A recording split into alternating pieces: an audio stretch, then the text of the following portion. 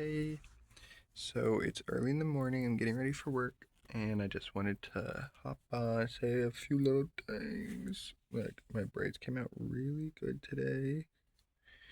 Really good. I keep brushing out a lot of hair though, but she looks good, so I'm not gonna tell her anything.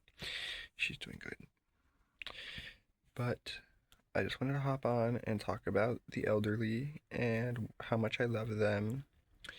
I feel like people nowadays can have such strong dispositions on so many things. And one thing I keep finding within myself, like my life, is I volunteer a lot, and immediately people have an issue with that. They'll be like, "So what do you get from it?" And it's like, so I just like help these places because it's nice. And I don't know, sometimes you get free food or you meet someone cool. Um, and nobody's really into it. But whatever. And then the second thing I find is a lot of people nowadays are all about the new and the now and the young. And that's cool or whatever. But nope. I feel like it's rare to find someone who even considers older ideas or things.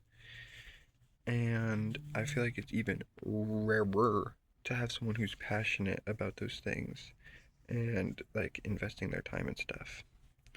Like I like quilting because it's like one of those like iconic Americana like vintage hobbies, and it's so fun. And the stuff you make is pretty. Like there are hobbies nowadays I wouldn't participate in, like video games. You don't get anything pretty from doing video games. You didn't see that. Um, one sec. These are my curtains. They're pretty cool. Anyways, I just wanted to say how much I love the elderly people of America, of the world. Some things people never understand is just how old some of these people are and just how amazing that is. Like, I've met a lot of 90-year-olds. I've met one or two people who were over 100, and it's always such a blessing and it's so beautiful. I constantly meet older women who are like, "Oh, I just became a great grandma. Oh, I just became a great great grandma." And they're always so happy, and I always cheer them on. I'm like, "Oh my God, you're so blessed. Wow." And sometimes when people are younger looking and they say that their grandma, they just became a grandma, I'll be like, "Oh, is there a great grandma?" And 9 times out of 10 they'll say yes. And it's just so nice. And I don't know, like touches you in here. Like I was telling my friend that at my job right now, I work at a grocery store. Old women, the old women, they're like 90% Q-tips and like 10% um Walker, and the other 5% is like pattern t-shirts, like old cutesy women. They be giving me candy at work. Like every shift, I probably get 2 pieces of candy. And he was like, you can't be taking that candy, man." I told him this is the kind of candy that if you don't take it and eat it, you go to hell. Like, you need to eat that candy. And she's a precious grandma. She's not gonna kill me. And if she does, that's her right. That's her freaking right. But it's usually really good, and it's just like, wow, I love you. Anyways, so yeah, back to my point is sometimes you don't understand just how old an old person is, because sometimes we lack empathy. Sometimes people lack critical thinking.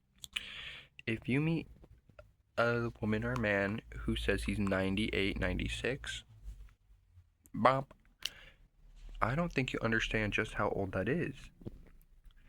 That means in the 1960s, he was like 30. He was born 1930. Because you have to take 100 years from right now, this date, 2025, subtract 4 to get 96. That means he was born. Or you gotta you gotta take this year today, bring it to the 1900s, 1925, add 4. That's 1929, 1930, 1931, 1932.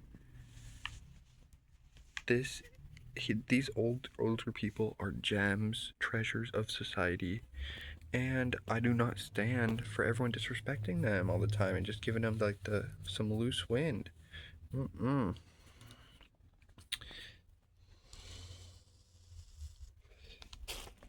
I just the most common point you'll hear is like, oh, they're disrespectful. Oh, they're a little rude. Honey, you should be respecting them. Like, you don't think it's disrespectful to go up to them and go, "Hey, girl."